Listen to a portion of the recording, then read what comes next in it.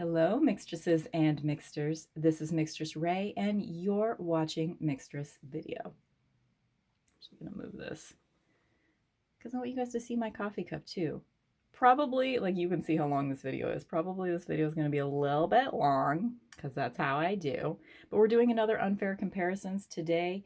Moon Power versus Mystic Mondays. First of all, I want to thank anybody that voted on the poll because I just got this deck again. I bought it about a year and a half ago and put up a really nasty review of it. I had very bad reactions to this deck a year and a half ago when I first got it.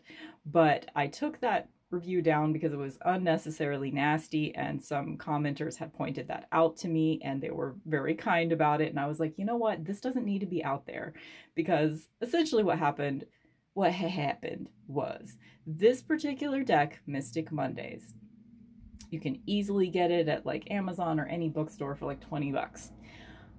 But it has some quality control issues with the cardstock. Most of the problems lie in the fact that it has this really cool holographic edging, but it flakes off really easily.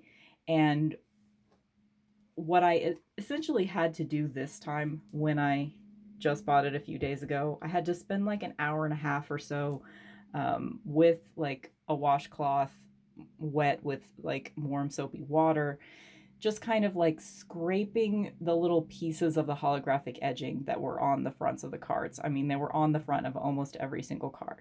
But I knew that going into it that would be an issue. There are also some other issues with quality control. You could end up with a deck that has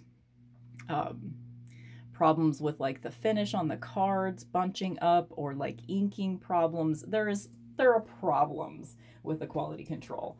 But you could get lucky like I did. All I really had to do with this second Mystic Mondays deck that I bought, that I just got, is scrape off all that holographic edging. So it wasn't that bad this time. So just know going in, if you're going to buy this deck, you might have to spend some time with it. It might even be that the issues with it are glaring enough that you will want to exchange it for a different copy. That is possible.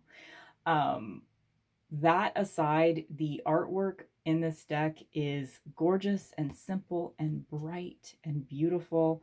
And I'm just like, it's interesting to me because like a year and a half ago, I hated this deck, hated it. But I think it was just that I was so upset about the quality of the cardstock in that particular one deck that I had, that I was just blinded to loving the art because of that. And it just goes to show like what priorities you can have with decks. It's weird.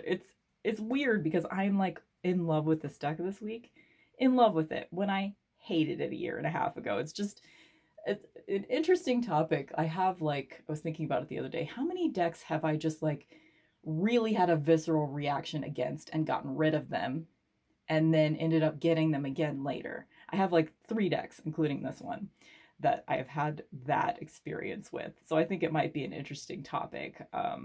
Let me know in the comments what decks, if you have any decks that you've just like really hated and gotten rid of them.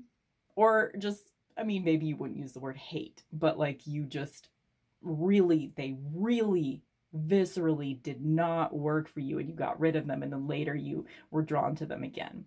Let me know. Okay, let's do this. So, love this Fool card in Moon Power. It reminds me of the days growing up with MTV, back when they actually played music videos. Music videos were my life. My very first career goal was that I wanted, well, not my very first, but my very first in like my teens. I thought I wanted to be a music video director.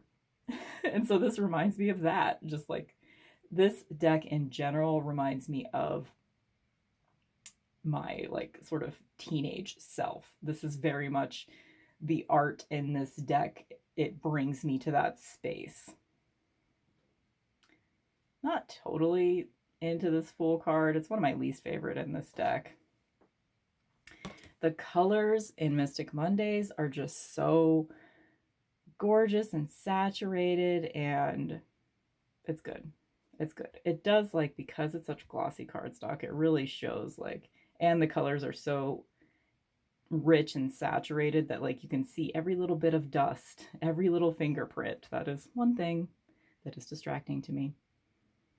Pretty traditional magician here. The green in her hair, I always like to point this out when I'm flipping through my moon power with you guys. I put the green in her hair.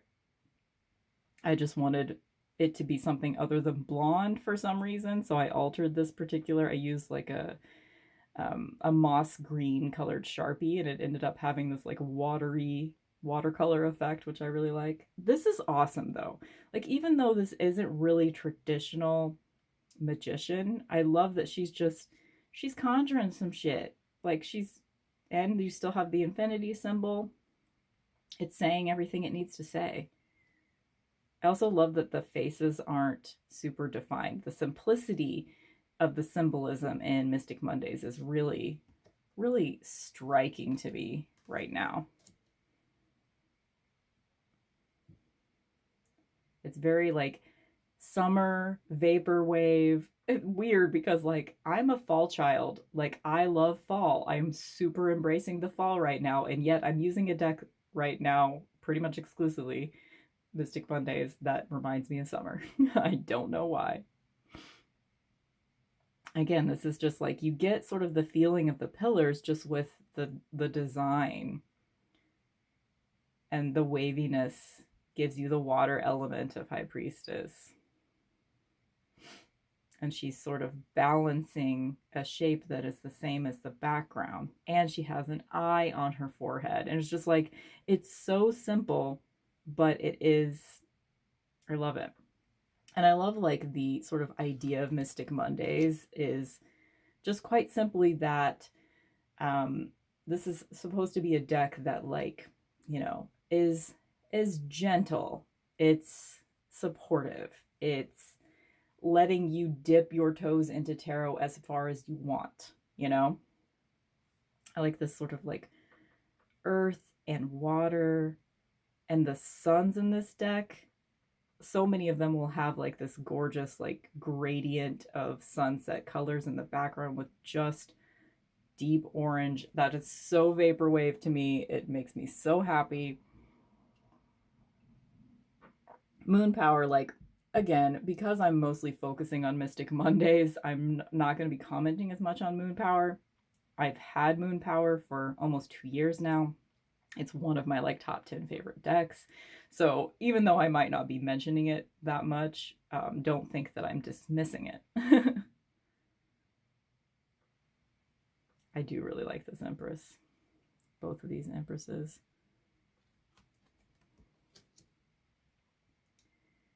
Also, when I first, like, I mentioned this almost in every fucking video, but like when I first started getting into tarot, I was not able to see men in my decks. It was just psychologically, it was upsetting to me every time I saw a man in a deck. And I'm not having that reaction this time. Like, seeing this Emperor does not piss me off. So there really aren't, in Mystic Mondays, the only men in this deck, it's like the Emperor, the Kings, and the Knights, I think, are possibly the only men in the deck. So it's not that many, but it was enough that it upset me when I first got this deck last year. This is now reminding me of Midsummer a little bit. Like the bear on the head imagery. Love this Hierophant. Like, how perfect is that? It's a pyramid with an eye. What else do you need for Hierophant? Really? Or Hierophant. How the fuck are you supposed to say that word? I don't know. I also like the Coven energy for Hierophant too.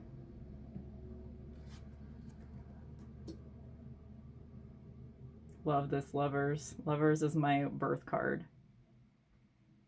I mean, it's perfect. It's just so awesome. Such a beachy deck. I'm not usually a beachy person, but it's working for me right now for some reason. I mean, this is probably my favorite Chariot card. Seriously. Riding a rat. Like, what's better than that? Riding a rat. What's better than that?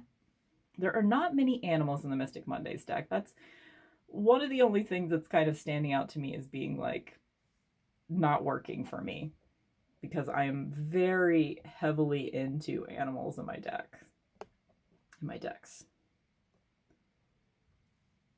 But so we have an animal in this card. We had that sort of bear in the Emperor, and then I think there's a peacock in the Nine of Pentacles, but it's possible those are the only animals in this entire deck. Let's pay attention to that, actually. God, I keep grabbing too many cards here.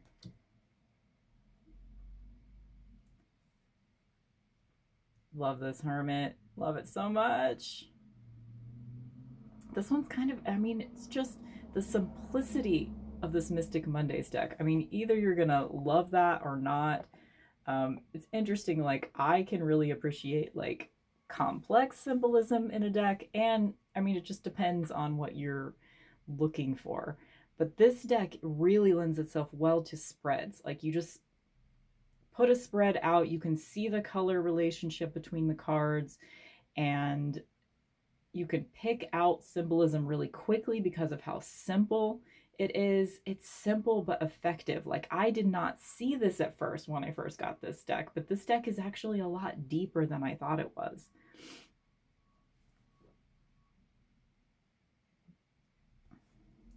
I mean, just look at this. It's just a wheel.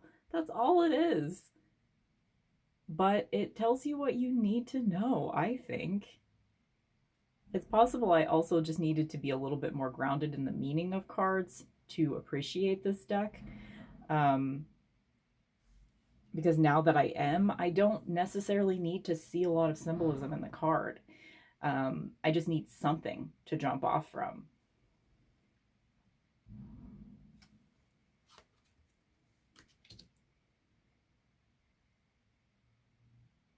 I think, what else do you need in a Justice card? Just some scales. That's all you really need. I wish this hand was a little prettier. Like, I'd like to see some, like, fingers coming out or something. That would make me a little happy. A little bit happier, but I'm finding that I prefer the man being out of Hanged Man. Like, Hanged Woman, Hanged One. Hanged One would really be my preferred wording. But I love that it's like she's doing that, like, drapery thing. That's so beautiful. Whatever you call that. Whenever you do acrobatic dancing with drapery. It's gorgeous. Such a simple death card. And you have, like, you know, the path to it. Are you going to walk that path? Are you going to embrace change?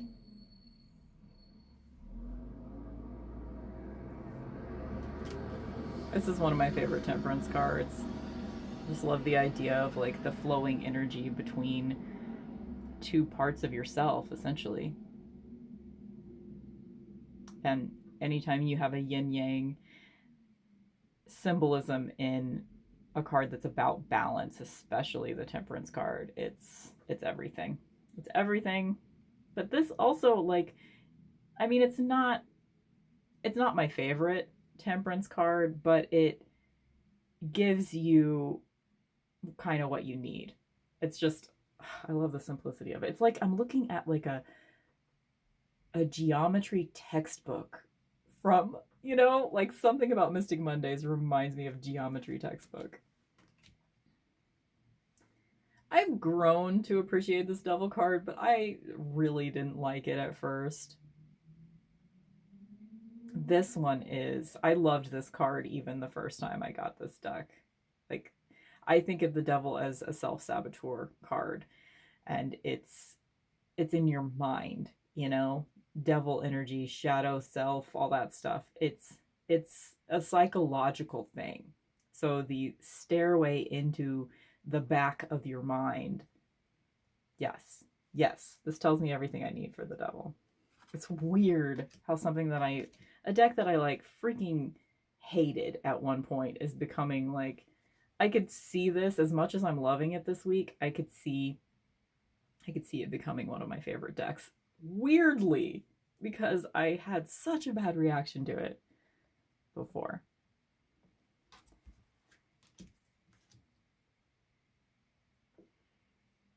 Before I would see this star card and just be angry at how simple it was. But now I'm just like, I'm totally cool with it. How does that work? How does that work? I just feel like and a lot of tarot readers, I'm sure you can resonate with this to some extent. Like my relationship to art, as I move psychologically through the tarot, my relationship to art changes, and the way that I see it and the way that I can take it in, and what pieces of myself I put onto art. Like anytime you have a really viscerally bad reaction to something, like it could be rooted in the fact that like it's actually something that is really not good for you. It's energy you need to stay away from. Or I mean, sometimes it could just be symbolizing an aspect of yourself you're not ready to deal with yet. And I think that's what happened whenever, for whatever reason, the simple, beautiful art in the Mystic Mondays tarot just angered me when I first saw it. And now I am in love with it. It's so weird. It doesn't always happen that way, but sometimes like you can really, the pendulum can swing the other way, you know? I don't know. I don't know what I'm trying to say. I love both of these moon cards. This one is just, again, so simple. She's just like, I mean, this could be a crystal or it could be like a slab of ice. To me, it's a slab of ice. She's sitting on a slab of ice and she knows she needs to get off of it, or else she's just going to totally freeze her crotch. You know what I'm saying? And she's got these choices of different places to go. And she really needs to trust her intuition before she decides which way she's going to go. This one's so great too. I love this moon face. So goth. Such a goth sun face too. I love it. And this one's great too. Very desert vibes. And this is a different portrayal of the sun. The sun throughout this deck is usually just that orange orb, and this one has more to it. So I like that, you know, it's a different sun in the sun card. This Judgment card was like, I've always loved it. I don't know what it is, but just sort of this passing through the glass, and there's more to come. And you could sidestep it, or you could go straight through it. It's up to you.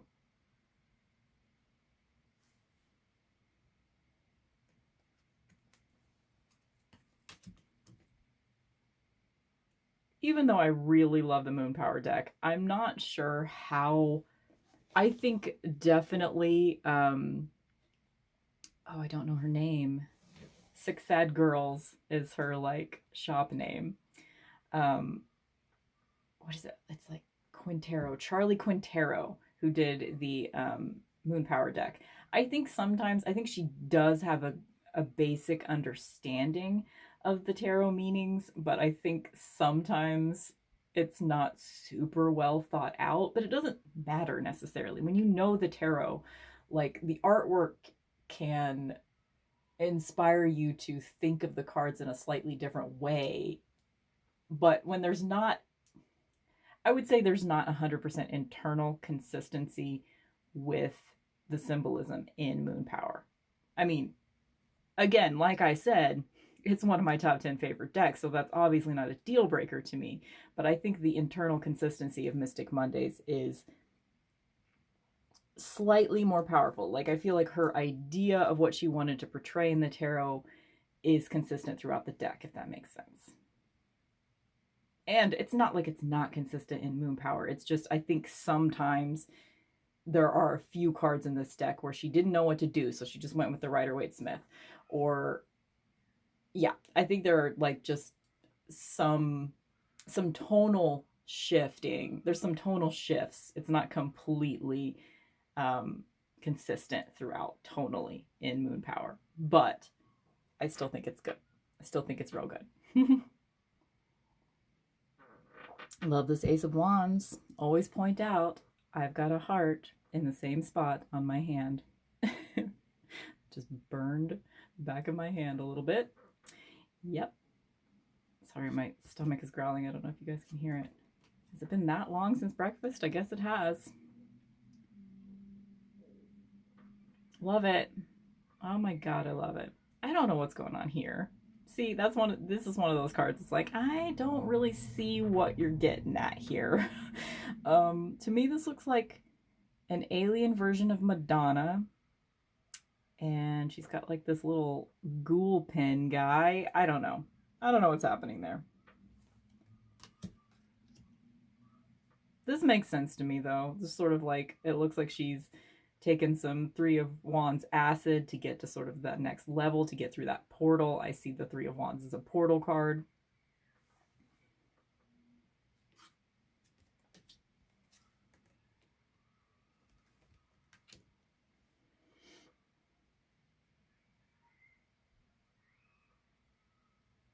I just love that, like, you can really, like, I mean, this card was one of the ones that really pissed me off initially. I was like, this is too fucking simple. You didn't try hard enough, was my original, like, reaction to Grace Duong's art here. But looking at it now, I'm like, no, it's great. You can put yourself in there. This is a structure with which you can party inside. You can stand in there and get married. You can stand in there and like have sort of like a ceremony with yourself. You know, this is the structure and celebration of Four of Wands is here. I can see it now. I could not see it before.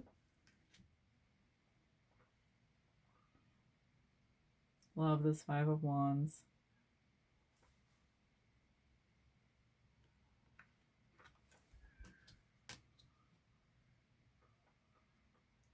I like this too. I don't know what it is, but it's like I can see her sort of like bouncing on these little tubes, like boop, boop, boop, boop, boop.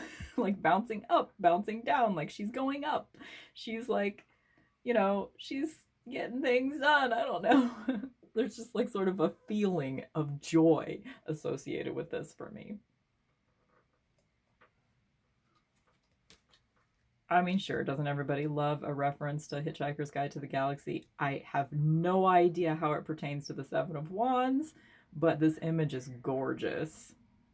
This one is one of my favorites in the deck and has been since the beginning because I see the Seven of Wands. I see a lot of cards as like Slayer cards because I'm a Buffy the Vampire Slayer fan and I see things through the Buffyverse lens a lot of the time.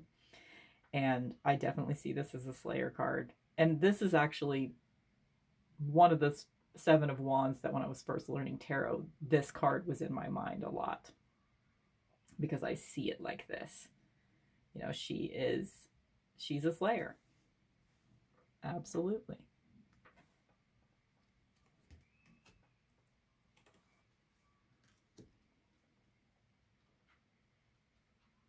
I'm hardly ever mad at an Eight of Wands that's just this kind of thing. Like as long as you get movement from it, I like an Eight of Wands. This one, it took me a while to like get used to the fact that this was Eight of Wands. Like I see that there's movement happening, but these little tiny wands down here is just like really not enough for me. I've never really liked this Nine of Wands because I don't like defeat being a part of the Nine of Wands. Like I get vigilance. Like vigilance is okay, but I don't see any vigilance here. I like that this one's sort of different. Like instead of her peeking out from behind these wands, she's facing them. Like I feel like they're already behind her. She's already achieved them, but she's sort of looking back at them right now. Like she's ready. Like this wand here being in the back, she's ready to turn around and fight you if she needs to, but she doesn't think she's going to need to. I like that. That sort of deepens my understanding of the Nine of Wands a little bit. I like this. Like she's so overwhelmed that her face is coming off. That works for me. This one's just maybe a little too typical for a Ten of Wands, but hey, it works. Love a pink crow. Where have you ever seen a pink crow? I've never seen one. So the pages are princesses in Mystic Mondays. I'm not super in love with the court cards in Mystic Mondays. I think there's a lot of decks that, for whatever reason, people are drawn to making the court cards really simple. And obviously this is a simple deck, so that makes sense. But yeah, I don't know. I'm not super into the court cards in Mystic Mondays. I'm always sad when there's not a black cat in the Queen of Wands, and there isn't one in either of these cards. However, I love her witchiness and sort of her Uma Thurman, Poison Ivy hair horns going on there.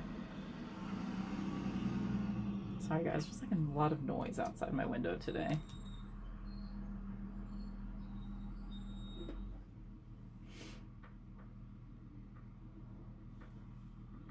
Yeah, just don't really have much to say about either of those. Love all the aces. I always say that when I'm flipping through Moon Power with you guys. The aces in Moon Power are everything because they're all like, they're very traditional, but they're like alien hands in front of a night sky background. All of them. Love it. And you kind of get that with this too.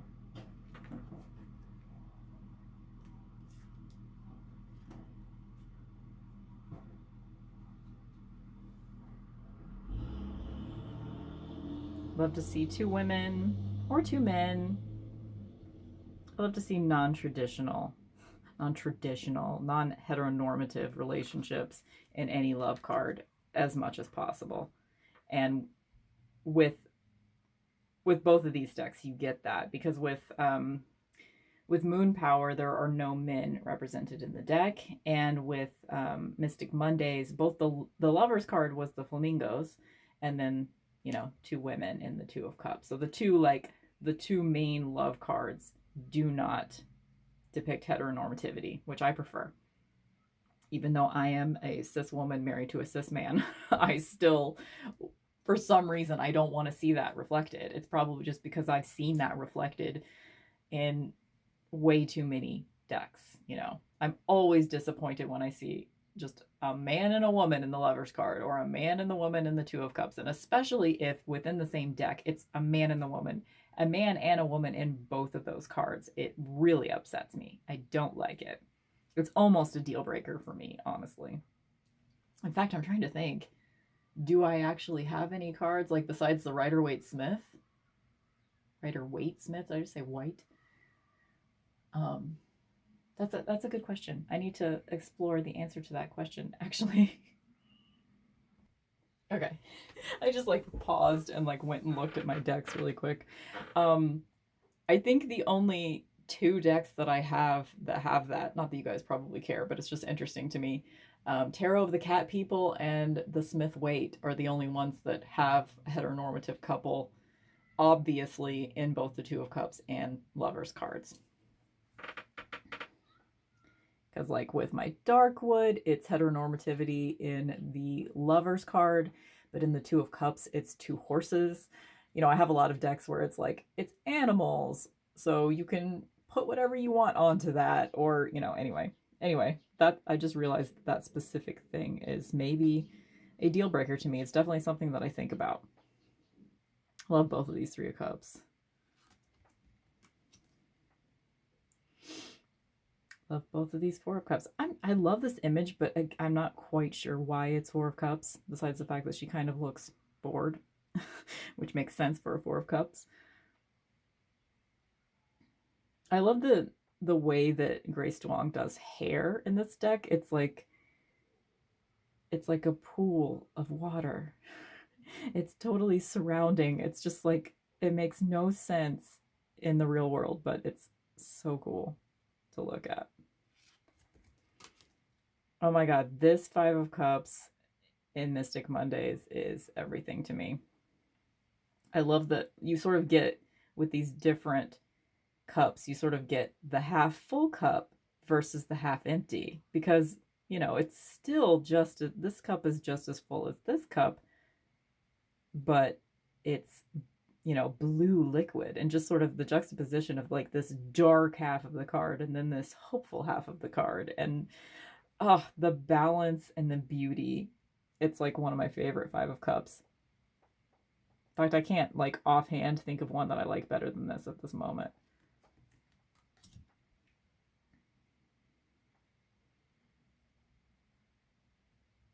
I'm not sure how this image says nostalgia necessarily on Mystic Mondays. Like, you can definitely see it in... To me, this is like, as an adult, you need to have some martinis before you feel that sort of nostalgic feeling. But you can get there. How many martinis? Hopefully you don't need 6, because that's a lot of vodka or gin. Oh, I really don't like this Seven of Cups. It's just too... Oh God, did you hear my stomach? Sorry, guys. It's too morose to me, but I love this one. I'm not usually mad at a Seven of Cups that just has 7 cups with different things in them. For me, that's all you need. And this one has that. You can choose the sun or the moon, or secrets, or riches, or love, or intuition, or sex and kundalini. This Eight of Cups. This Eight of Cups is so amazing to me. I am in love with it. This one does not make sense. Hanging out on an ostrich. Okay, sure. I guess you're taking a journey if you're going with a whole bunch of ostriches. Love this. The expression on her face is exactly what I need in a Nine of Cups. Love it so much. This one works too, though. I've been getting this card in some spreads this week, and it's very... Again, this deck works really well in spreads because, like, you've got a whole bunch of cards. Your eye is going to be drawn to this card because of the energy of like pulling you in and radiating, like getting everything you want in this heart. And it just reminds you that no matter what else is in the spread, you're going to get everything you want. Your wishes are going to come true. And it's just beautiful and hopeful and happy. And I need that right now, This is nice. I mean, you got some like awesome geometry going on here. And this is also one of my favorite Ten of Cups. Just the idea that, she has it all within her.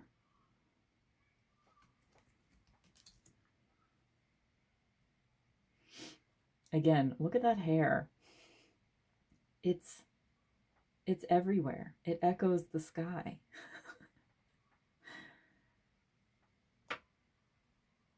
I'd like a little bit more of like something overflowing from the cup or something like that for a Princess of Cups.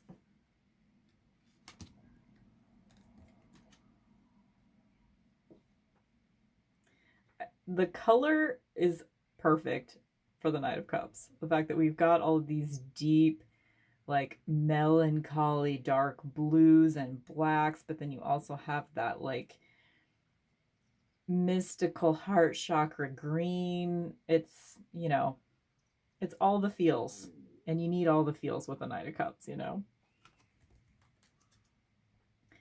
Always say it, love a mermaid for Queen of Cups. Totally makes sense. This one, for some reason, gives me Courtney Love vibes. Not sure why.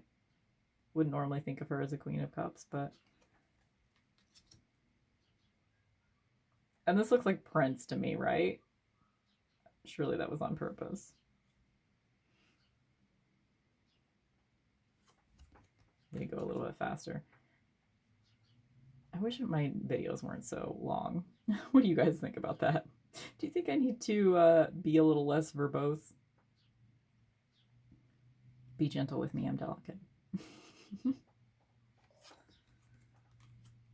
This is one of the only ones that, like, I'm still not really into this Two of Swords. Like, Two of Swords is an important card to me, as I said many times, but I don't like the curvature here. I think you could have kept the swords straight and put a moon in the background. That would have been good enough. But that's just me.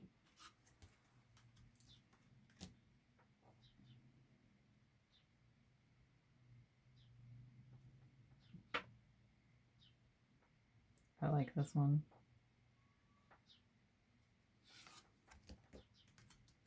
I like both of these. At first I was kind of like, what? Why? I still am not totally sure how, like, you know, cool psychic witch lady is Four of Swords, but okay, whatever. It's still beautiful. And I love this. The swords in her hair.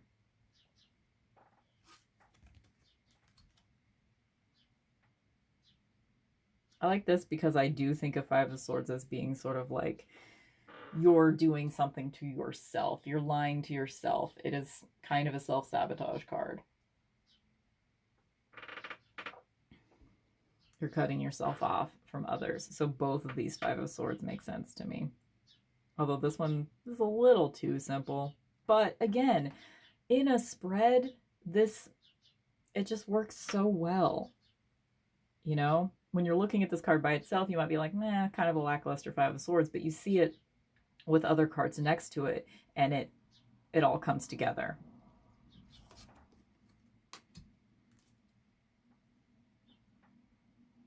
It's like this. Like these are the same colors as in the Knight of Cups, and that makes sense to me because, like, there's a lot of like flip-flopping emotions with the Six of Swords. You know, like the trauma that you've gone through has really hurt your heart and it's been really dark, but it's also moving through it is healing. And so I don't know, I get that with this color relationship. You've got the super darkness and the sadness here, but then you've got the healing heart chakra here, and you're moving through the water. It's choppy. You have to go through these blades to get to the other side over here somewhere, and you're still in it. You're still going. But I don't know. I still, even though you don't see the hopefulness in this card, besides just that beautiful green being hopeful in and of itself, I don't know. Like, I don't know. I don't know why. It's just like, this deck is working for me right now.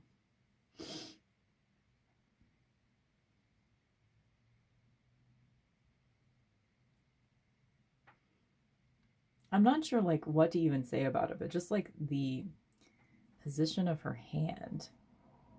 It's like she's having, for me, for some reason, this body position tells me that she's kind of fighting with the voices in her head. And that makes sense to me as the Seven of Swords.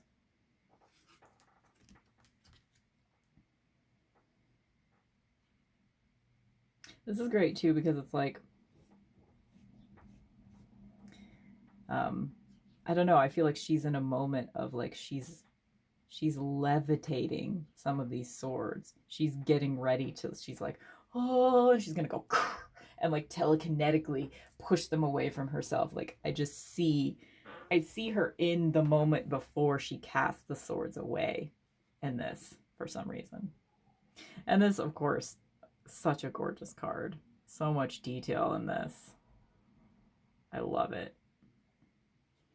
And it makes sense. Like, here's a good example of like a very complex card with a lot of shit going on versus a very simple card with not a lot of shit going on, but both of them say Eight of Swords. Both of them.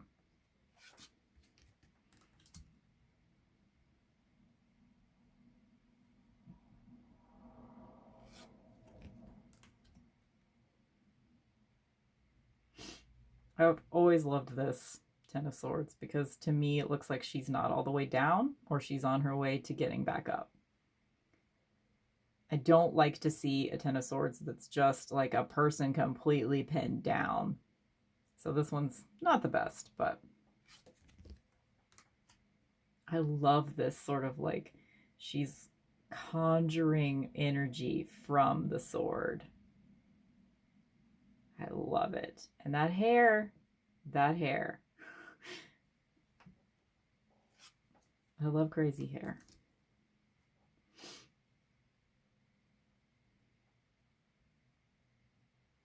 I don't know, this knight is a little too static for me. Like, I get that he's kind of looking to the sword to decide what to do next or something, but I don't know. He just looks too static. I like to see a lot more movement in a Knight of Swords. Like this Queen. Not sure like what to feel about this Queen. Like I don't dislike it. Seems like she's in a cold tundra, which is fine. I'm not totally into it though. Same with this King. And I really don't like this King.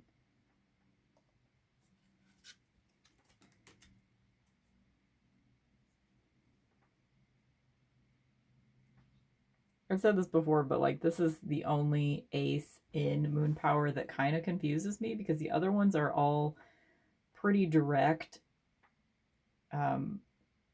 references to the Rider-Waite-Smith, but this one's like, I don't know why you deviated on just this one card, but you did.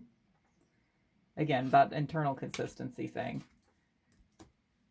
Like if I can see a pattern, like if she deviated on two of them, but not the other two, that would have felt more balanced to me. Speaking of balance.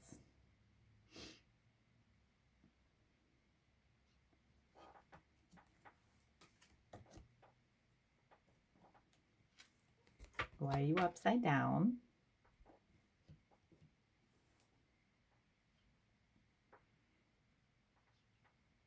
It's funny how, like, with Three of Pentacles, like, I feel like all you really need is some circles in a triangular shape, and you got Three of Pentacles. That's really all you need. Break it down to its essence. Grace Duong is really good at that. Both of these are really good Four of Pentacles, too, because this structure and just the line, I get it. It's all contained within the box. I get it. This, like, the two figures sort of protecting the Four of Pentacles in a row, I get it. It makes sense. This one does not make sense to me. I don't know. Sad clown, Five of Pentacles, I guess, but like, just the imagery does not say Five of Pentacles to me.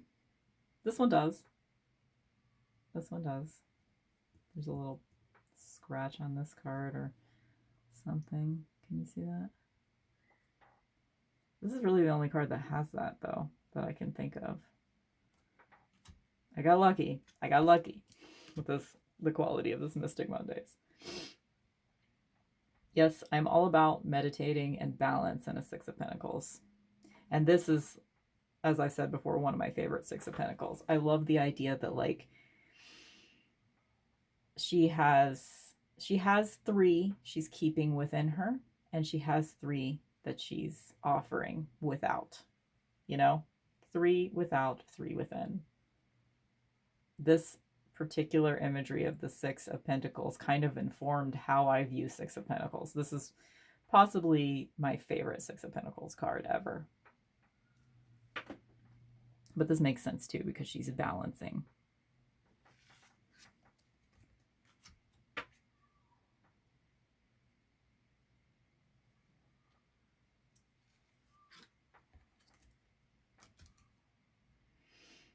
Again, the internal consistency, I feel like, is an issue in this particular card too. It's like both of the cards in this deck that have the, like, reference to Hitchhiker's Guide, the most obvious reference to Hitchhiker's Guide, this one and the Seven of Wands, is like, okay, how does this, I mean, maybe she's progressing through the book. Okay. I don't know. This doesn't work for me personally.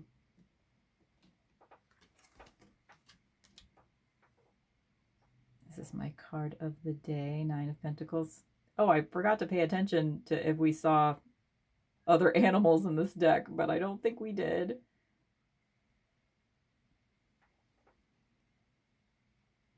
I like this image, but I don't see how it's Nine of Pentacles, really. Although there's kind of like a Grey Gardens feel here. Maybe. Like they both have everything that they need within each other, within the city that they live in. So I guess it kind of works. Let's set that aside since it's my card of the day. This works for me. because I think of the Ten of Pentacles as being like familial, like lineage, ancestry, soul contracts. Although I don't know if I literally believe in that, but you know what I'm saying. Colors, all these colors. Ugh.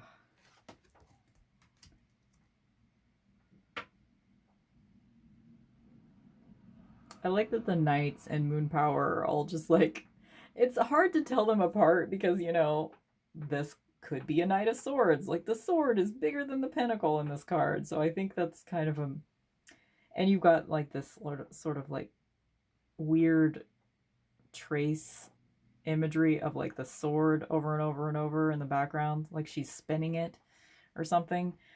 So again, internal consistency I think was a little bit of an issue. Like Charlie Quintero is now working on her third tarot deck.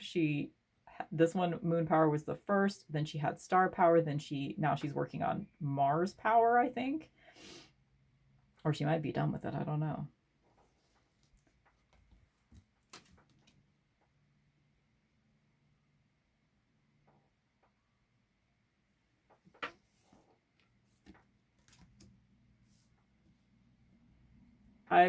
This is probably my least favorite king in this deck, just because to me it looks like James Bond, and I so do not have a positive reaction to James Bond imagery. But hey, that's my own bias, I guess. Thank you guys